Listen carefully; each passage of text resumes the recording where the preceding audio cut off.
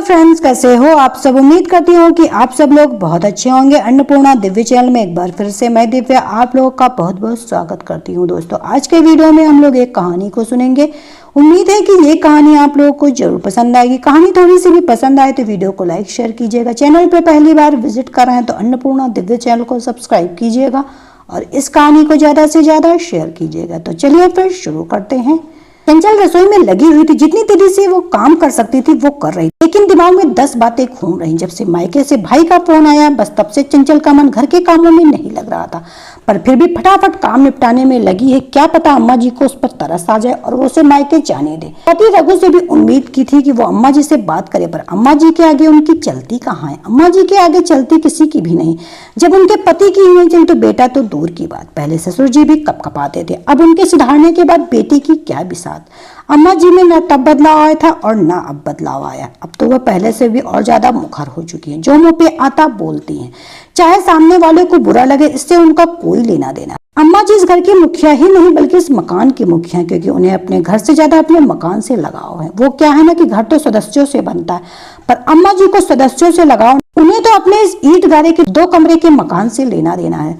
ले देकर घर में 4 जीव, अम्मा जी, बेटा रघु, उसकी पत्नी चंचल और एक पोता मनु जो अभी सिर्फ 5 साल का। बेटा वह उनकी सेवा में कोई कमी नहीं छोड़ते, लेकिन उसके बावजूद वो ताने देने में कोई कसर नहीं छोड़ती। उन्हें लगता है कि ये लोग उनकी सेवा सिर्फ मकान के लिए कर। अगर कोई उनके मुंह पे तारीफ कर दे कि आप बेटे बहू बहुत अच्छे हैं जो इतनी सेवा करते हैं, तो अम्मा जी मुंह पर जवाब देती, अरे मेरी सेवा तो मेरा मकान करता, वरना आजकल कौन सा बेटा बहू सेवा करते हैं।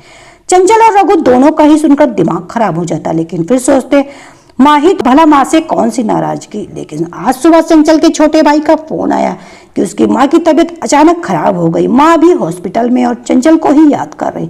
रघु ने जब दोबारा फोन करके पूछा तो चंचल के पापा ने कहा अभी स्थिति नियंत्रण में है, पर फिर भी आप चंचल को भेज दीजिए, कुछ दिन वो थोड़ा अपनी माँ को संभाल लेंगे। रघु ने फटाफट जाकर अम्मा जी से पूछा, अम्मा चंचल की माँ की तबीयत खराब है, वो हॉस्पिटल में है, तो मैं चंचल को उसके मायके छोड़ आता हूँ। उसकी बात सुनकर अम्मा जी ने एक बार तो रघु को ऊपर से नीचे तक घूरा, फिर कहा पूछ रहा ये बता रहा है। उसकी बात सुनते रघु सकपका गया, फिर खुद को संभालते हुए बोला, अम्मा पूछ रहा हूँ, आप कहे तो मैं चंचल को उसको मायके छोड़ा हूँ। अब उसकी माँ की तबीयत खराब है तो घर में एक औरत का होना जरूरी है, और आप तो जानते हो उसका भाई तो अभी छोटा है, उसकी शादी भी नहीं है, ऐसे में चंचल सब कुछ संभाल लेगी। अच्छा, और अपने घर का क्या, यहाँ काम करने के लिए कौन से नौकर चाकर लगे हैं, बताएगा कोई मुझे। अम्मा अभी भी रघु को घूरते अपनी बात कहे जा रही थी, पर अम्मा ऐसे में चंचल का वहां होना जरूरी है ना। रघु ने फिर एक बार कोशिश की, हाँ तो उसकी माँ के लिए मैं नौकरानी बन जाऊं, कोई जरूरत नहीं है जाने की। उससे कहो घर का काम, घर संभालेगी, ये खुद का तो घर नहीं संभाल रहा है, इनसे मायके का घर संभालेंगी। उसके आगे रघु कुछ कह ही नहीं पाया और चंचल चुपचाप रसोई में अपने काम में लग गई। थोड़ी देर बाद देखा तो पड़ोस वाली जमुना काकी अम्मा जी से मिलने के लिए और आकर अम्मा जी के पास सोफे पर विराजमान हो गई। और भौजी क्या हो रहा, आजकल तो नजर ही नहीं आती, लगता है बहू से बहुत सेवा करवा रही हो। अरे काहे की सेवा, आजकल की कामचोर बहुओं से कोई सेवा होती है क्या, बस मायके जाने के लिए ना कह दो तो मुंह सूज जाता है। अरे क्या हो गया, चंचल तो ऐसी नहीं भौजी, वह तो आपकी बड़ी सेवा करे। वो क्या मेरी सेवा करेगी, मेरी सेवा तो मेरा ये मकान इसी के लालच में करती है सबको, वरना आज निकाल बाहर करे मुझे। अम्मा जी ने तुनकते हुए कहा। ये बात अंदर चंचल को भी सुनाई दे रही थी। एक तो पहले से उसका दिमाग खराब रखा, ऊपर से अम्मा जी की बात ने आग में घी का काम कर दिया। चंचल सीधे अपने कमरे में गई और जाकर सामान पैक करने लगी। थोड़ी देर बाद जब जमुना काकी अपने घर चली गई, चंचल अपने सामान के साथ बाहर आई। उसे देखते ही अम्मा जी ने उसे डांटते हुए कहा, कहाँ जा रही हो तू, अभी सुबह तो मना किया था तुझे। अम्मा जी, मैं अपनी माँ के पास जा रही हूँ, अपनी मायके। मेरी माँ मेरे पापा को मेरी जरूरत है। मायके जाने से पहले याद रख, तू इस घर की बहू है, इस घर का काम कौन करेगा, रोटी कौन तैयार करेगा। अम्मा जी की तरफ मुड़कर मुस्कुराई और बोली, अम्मा जी अपने मकान से कहीं रोटी बनाकर दे दे, वैसे भी आपकी सेवा हम नहीं ये मकान करता है, तो आप अपने सारे काम इसी से करवा लीजिए। अम्मा जी ने गुस्से से रघु की तरफ देखा तो रघु ने चंचल की तरफ देखा। रघु कुछ कहने से पहले चंचल ने कहा, माफ करना, लेकिन मैं सिर्फ आपकी पत्नी नहीं किसी की बेटी भी हूँ। आखिर रघु कुछ न कह पाया और चंचल अपने बेटे मनु के साथ मायके के लिए रवाना हो गई। अम्मा जी गुस्से से रघु को बोली, तू रोक नहीं सकता अपनी पत्नी को, कैसे जवाब देकर चली गई। यही सिखाया है उसके माँ बाप ने। माफ करना अम्मा, ये उसके माँ बाप ने नहीं सिखाया, तुमने सिखाया, और वैसे भी कुछ गलत नहीं कहा उसने। तुम ही तो कहती कि तुम्हारी सेवा तुम्हारा मकान करता, तो अब करवा लो अपने मकान से सेवा। अगर यही सब चलता रहा तो मुझे भी अपने परिवार के लिए कुछ सोचना पड़ेगा। कहकर रघु भी चुपचाप अपने कमरे में चला गया। पीछे अम्मा जी हाथ मलती रही। दोस्तों एक दूसरी कहानी चलिए उसको भी सुन लेते हैं। ललिता आज शाम थोड़ा जल्दी आ जाने, मेरी किटी पार्टी और आज प्याज का कोई आइटम बनाने की थी मैं, तो तू आज प्याज के पकौड़े बना लेना, और हाँ अच्छे से बनाना, मुझे पहला स्थान मिलना चाहिए ताकि इनाम मुझे मिल सके, समझी। मुस्कुराते हुए सीमा ने अपनी काम वाली बाई ललिता से कहा, हाँ हाँ दीदी मैं जल्दी आ जाऊंगी। अरे देखिएगा हमारा पकौड़ा ही पहले नंबर पे आएगा। ललिता जल्दी आने का आश्वासन देकर चली गई। सीमा जिस घर में रहती थी उसी घर में ऊपर उसकी देवरानी विभा रहती थी। असल में ये उनके सास ससुर द्वारा बनवाया हुआ घर था, जिसके एक हिस्से में सीमा का परिवार और दूसरे हिस्से देवरानी विभा का परिवार रहता था। प्रॉपर्टी विवाद के कारण दोनों परिवार के रिश्ते अच्छे नहीं थे। चूंकि घर एक ही था तो एक दूसरे की सारी गतिविधियां एक दूसरे को पता होती थी।